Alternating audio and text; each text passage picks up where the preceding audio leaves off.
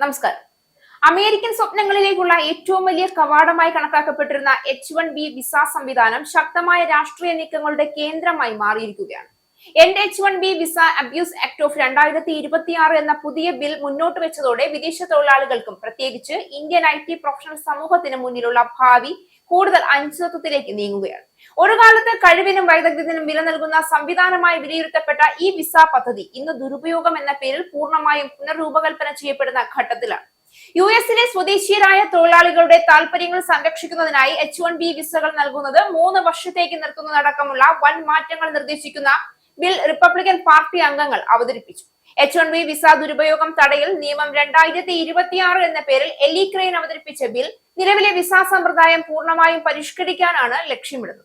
വൻകിട കോർപ്പറേറ്റുകളുടെ ലാഭത്തിനല്ല, മറിച്ച് കഠിനാധ്വാനം ചെയ്യുന്ന US പൗരന്മാർക്കാണ് സർക്കാർ മുൻഗണന നൽകേണ്ടതെന്ന് ബിൽ അവതരിപ്പിച്ചുകൊണ്ട് എലി ക്രെയിൻ പറഞ്ഞു.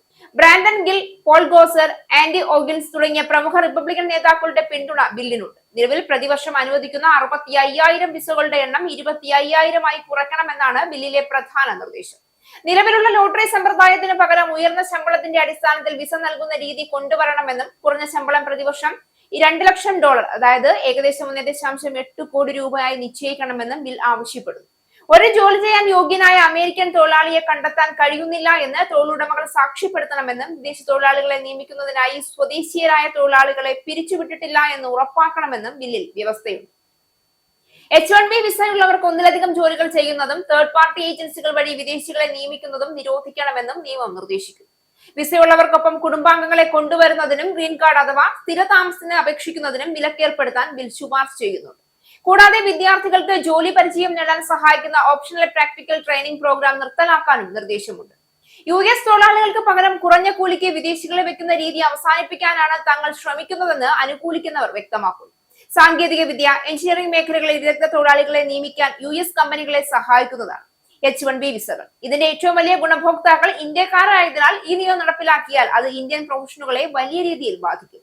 തൊഴിൽ വിപണിയിലെ വിടവ് നികത്താൻ ഈ വിസകൾ അനിവാര്യമാണ് എന്ന വ്യവസായ ഗ്രൂപ്പുകൾ വാദിക്കുമ്പോഴും ഇത് തദ്ദേശീയരുടെ അവസരങ്ങൾ തട്ടിയെടുക്കുന്നു എന്നതാണ് ബില്ലിനെ അനുകൂലിക്കുന്നവരുടെ പക്ഷം. 3 വർഷത്തേക്ക് പുതിയ H-1B വിസകൾക്ക് പൂർണ്ണ വിലക്ക് ഏർപ്പെടുത്തുക, വാർഷിക ക്യാപ്പ് വലിയ തോതിൽ കുറയ്ക്കുക, കുറഞ്ഞത് $2 ലക്ഷം ശമ്പളം നിർബന്ധമാക്കുക, OPT പോലുള്ള വിദ്യാർത്ഥി പദ്ധതികൾ അവസാനിപ്പിക്കുക, ഇതൊക്കെ ചേർന്നാൽ വിദേശ തൊഴിലാളികൾക്കുള്ള അവസരങ്ങൾ വൻതോതിൽ ചുരുങ്ങുമെന്നതാണ് വിലയിരുത്തൽ.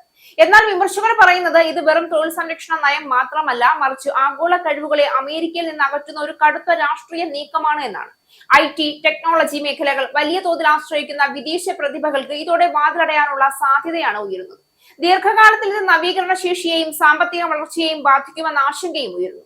ഇന്ത്യ പോലുള്ള രാജ്യങ്ങൾക്ക് ഈ നീക്കത്തിന്റെ ആഘാതം ഏറെ വലുതായിരിക്കും. കാരണം H-1B വിസയുടെ ഏറ്റവും വലിയ ഗുണഭോക്താക്കളിൽ ഒന്നാണ് ഇന്ത്യൻ പ്രൊഫഷണൽ സമൂഹം. ആയിരക്കണക്കിന് വിദ്യാർത്ഥികളും ജോലിക്കാരും അവരുടെ കരിയർ പദ്ധതികൾ ഈ വിസയെ അടിസ്ഥാനമാക്കിയാണ് നിർമ്മിച്ചിരിക്കുന്നത്. ഈ ബിൽ പ്രാബല്യത്തിൽ വന്നാൽ ആ സ്വപ്നങ്ങൾക്ക് വലിയ തിരിച്ചടിയായിരിക്കും. ഇപ്പോൾ ചോദ്യം, ഇത് യഥാർത്ഥത്തിൽ ദുരുപയോഗം തടയലെന്ന ലക്ഷ്യത്തിലേക്കുള്ള നീക്കമാണോ, അല്ലെങ്കിൽ കുടിയേറ്റ നിയന്ത്രണത്തെ ശക്തിപ്പെടുത്താനുള്ള ഒരു രാഷ്ട്രീയ ആയുധമാണോ? ഈ ഒരു കാര്യത്തിൽ സംശയമില്ല, ഈ ബിൽ അമേരിക്കൻ തൊഴിൽ വിപണിയുടെ ഭാവി മാത്രമല്ല, ലോകമെമ്പാടുമുള്ള കഴിവുകളുടെ ഒഴുക്ക് തന്നെ മാറ്റിമറിക്കാൻ ശേഷിയുള്ളതാണ്.